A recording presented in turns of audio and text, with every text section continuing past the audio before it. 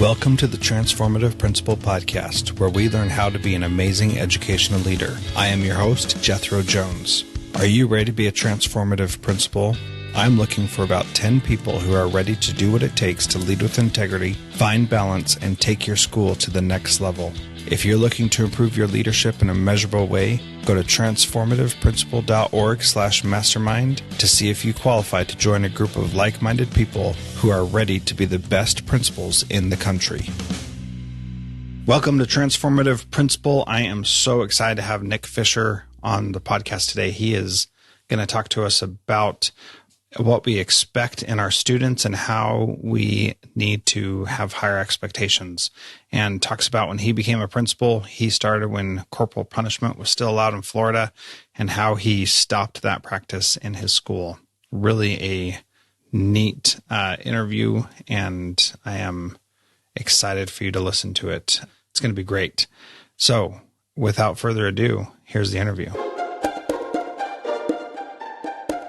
Welcome to Transformative Principal. I am really excited to have Nick Fischer on the podcast today. He is a school management consultant and a coach and has been a superintendent in Connecticut and Massachusetts and Delaware and has been in education for a long time, and we're excited to have him. Nick, that was a brief introduction. Is there anything else that we need to know about you? Well, I've got been married for 48 years, have two great daughters, a great wife who've been willing to be on the journey with me and be very, very supportive.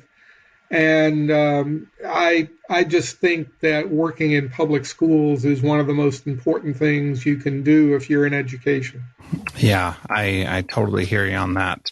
You know, the reason that we're talking today is about doing important work. And you wrote an article in Education Week called Leading a District Can Be Controversial, Embrace It. And I wanted to talk about what that looks like in reality and make sure we have a chance to talk about that. But the real issue is that we know that change is difficult and doing the right thing is difficult. And sometimes we don't realize how difficult it is until we're actually in the middle of it. So before we get there, can you talk a little bit about what it means to have courage in a leadership position in a school? Sure. I think the difficult part is first being very clear for yourself about what's important to you, really what your values are. I think that you see that in all different kinds of situations, and I'll give you an example or two if that would help. I started out in the state of Florida as a school principal, and I was a teacher before that in Wisconsin and Minnesota. And when I started, Florida had corporal punishment, and the interesting thing about it was that it was at the principal's discretion as to who used it and how it was used, etc. I decided that I was not going to use it in my school, and frankly, many teachers were upset because they thought that it was a good solution. And my belief was that the 2x4 could only get so big before you ran out of room. And so what I really tried to do was focus on a program where I gave teachers an option, and the option had several parts to it. One was that we would tell kids what we wanted them to do as opposed to what we didn't want them to do. For example, instead of telling kids not to run, we told them to walk. Instead of telling kids not to chew gum, we told them to leave the gum and candy at home. Instead of telling kids not to fight, we told them to keep their hands and feet to themselves. And the whole idea was to give kids and teachers and parents tools that were an alternative to what they may have been doing. I think in every case where you have values about what's important, it's not just enough to say no. What you really have to be willing to do and to talk about is how you do differently and how you do things differently and what it looks like. And I've seen that throughout my career. People will say, okay, fine, you want me to change, but what's the difference between what I'm doing and what you want me to do? But again, the key is knowing what you believe in, knowing how to take that set of beliefs and change it into something that's reasonable to try to do for the staff and students and parents that you're working with? Yeah. When I came to my school that I was at last year, one of the things that I took away was an in-school suspension aide whose whole job was to hold kids who were not being appropriate in class. And there was so much resistance when I said, we're not going to do that anymore. We're going to keep kids in class, that, people thought that the school was falling apart and it was all my fault and there was no more discipline at all. And, it's a much smaller scale than removing corporal punishment, but even something as little as that still caused a great amount of consternation for the teachers who thought that that was the only way to teach kids how to be better, was to make them sit out of class. And there were kids going down there for things as simple as not having a pencil in class. And it's like, pencils cost like a penny, if that. Let's just make sure that everybody has a pencil. And that was tough for people to swallow. What is it that, when you talk about having your core beliefs and values and then having a way to implement those, how do you propose we go about that? And how do we, and the reason I'm asking that question is, if my core beliefs are not necessarily what is best, how do I have the right beliefs that are fair and appropriate for all students and not let my own personal issues get in the way? For example, I believe a lot of different things, and all of those things don't always make it into what I believe as a principal. And so how do we differentiate it between what is worthwhile for us to be focusing on and worth fighting for, and what is not quite as important? Does that question make sense? I understand the question. I'm not quite clear. If you could give me an example of the distinction you're talking about. There are certain times where I have a belief that there are some people who believe that, for example, people with disabilities cannot achieve at the same level. And I have a daughter with Down syndrome. That's why I'm using this example. And so some people believe, like when she was born, my grandpa said, well, are you going to put her in a home? And I was like, of course not. She's my daughter. I'm going to raise her. But there are some people who believe that they should have a lower expectation or have a lower level of care or something like that they shouldn't be pushed as hard as other kids. If I believe that as a principal, that certain kids just can't achieve something, whether it's disabilities, race, ethnicities, whatever, and I truly believe that in my heart, how do I not bring that in? And how do I know where to draw the line on those kinds of things? Well, first of all, in my view, if you believe that, you shouldn't be a principal. Yeah. There's a difference between believing that all kids can achieve to the same skill and knowledge levels versus all kids can believe that any child can put out a maximum effort, whatever their skills and knowledge and attitudes happen to be. And I think one of the problems in American public education, I can't speak to worldwide education, but I've seen some symptoms of it elsewhere, is that our expectations are too low.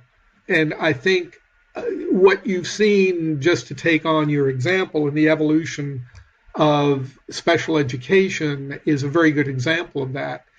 If you go back to the origins of special education, it wasn't as it is now. It wasn't really with the federal government. What it came from is that many, many kids were institutionalized.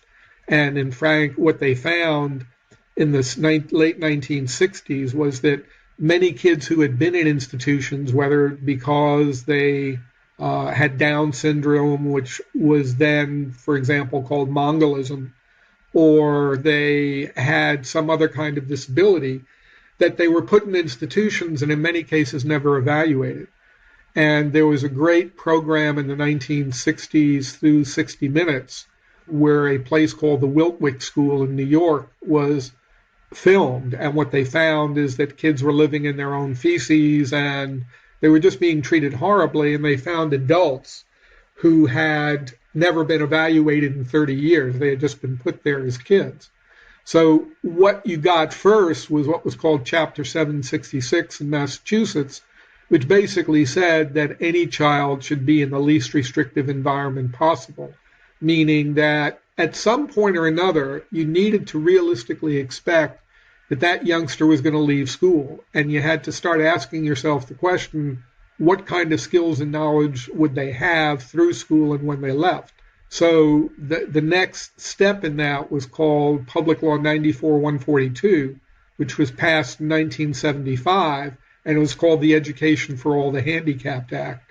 And a footnote is I find it very interesting that if you go across states, what some people call special education is now called exceptional education. And I think the notion is not just semantic. I mean, people are trying to say all of us have special needs or exceptionalities, and we shouldn't view them as negative. And the whole thrust of 94-142 was to try to get every child into the mainstream as much as possible.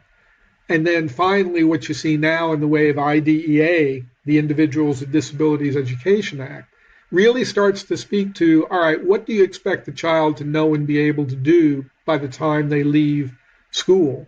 And from it came the idea that the vast majority of children, probably 95% plus, who are exceptional or have special needs, should be able to reach the same skill and knowledge levels as most other students by the time they're age 21. And so what you've had is a progression of laws which have always believed that kids may need more time, but finally saying, look, no matter what the disability is that a child has, they should be able to reach a certain skill level by the time they leave that will enable them to become as functional as possible. I think part of the problem also is our own lack of experience. I think from what I know in Alaska, for example, there are real issues with Alaskan natives and the sets of expectations about whether Native American kids or Alaskan Native kids can achieve at the same level as other kids. In the lower 48, as we say, same issues exist for poor kids, the same issues exist for visible minorities, and the whole notion is, well, because their parents didn't raise them right, they're not able to achieve. That's a bunch of baloney. Yeah. My experience is you get what you expect. If you have high expectations of kids, you're likely to get high levels of effort. And I think that's the critical issue. Every child can be expected to put out a maximum effort. I don't care what their disability is. I don't care if it's learning how to use a spoon, or learning how to take care of themselves physically, or learning how to behave with other students. You get what you expect. And I think a critical issue is if you really believe that these kids can achieve, then you really need to look at, one, why you believe that, and two, have you ever tried to push kids to their maximum effort? Yeah, I think that is really powerful that you get what you expect, and every child can be expected to put out a maximum effort. I think that's really valuable. Speaking specifically of Native Alaskans, what I have learned in my short time in Alaska is that they have a much different culture than we have, and I'm speaking in generalities, but they have a much different effort. And as I've worked with some adults who are Native Alaskans and been in a different adult training situation with them, it's been fascinating to see how our education system, especially with the current strategies that we use with, maximum engagement and everybody does everything and rapid fire responses, those things are not conducive to the way that they have been for generations. And so, for example, I was working with an adult, and I do masterminds for principals where we work together, and the Native Alaskan principal, she contacted me and said, it's really difficult for me to communicate and talk about things because, one, I don't want to be put on the spot. So if anybody asks me a question directly, that makes me really uncomfortable because that's not how we do things. Also, in our family structure and in the village, we can, sit around for 2 hours and not say more than 10 words, and that's perfectly appropriate. And for us in the lower 48 and even up here in the education system, we don't value people being silent and reflective and thoughtful. We need to see that they're actually learning. And so, that is a cultural thing that we're trying to push on them. That is not how they learn and interact and all that. And so that's just a very specific example of one tiny part of their culture that is not even the whole story. And so it's easy for us to push those values on someone else that may not be appropriate for them to experience in that way. Yeah, I had similar experiences. I worked on the Northern Cheyenne Reservation in Montana, and I worked with a lot of Native American kids in Minnesota because when I was in Minneapolis was the second largest urban Native American center in the United States next to Los Angeles.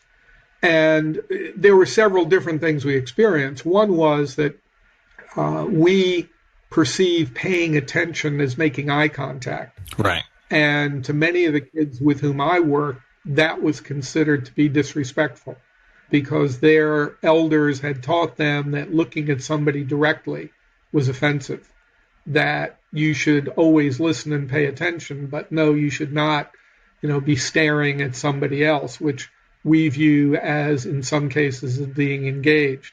I think your example about silence is a great one because in many different tribal cultures that I've been involved with over time, what I've seen is that kids are taught to listen.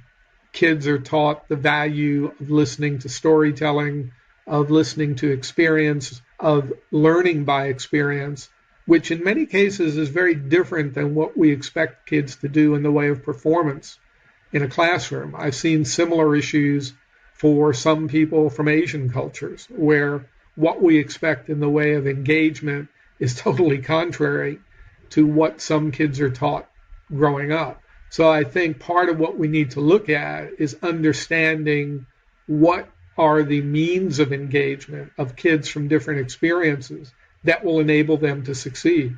Absolutely. If we are able to do that, we're going to be so much more successful with them. And that really gets to another issue that you need to be culturally aware of the kids that you are teaching and working with, and know how they communicate and how they prefer to communicate. And that is just incredibly important. Otherwise, you run the risk of alienating them for not a good reason. That was a great interview with Nick Fischer, and we're going to talk next week about some of the ramifications of doing the right thing and how we sometimes struggle with that. And I hope that you can learn a lot from that next week, so look forward to that. And then if you know somebody who needs some help in this area and some encouragement, make sure you share this with them, because Nick is definitely inspiring and helped me a lot in making sure I'm doing the right thing and having a good reference and frame of mind to be able to do that. Transformative Principal is a proud member of the Education Podcast Network. Podcasts for educators by educators. Visit edupodcastnetwork.com for more great podcasts.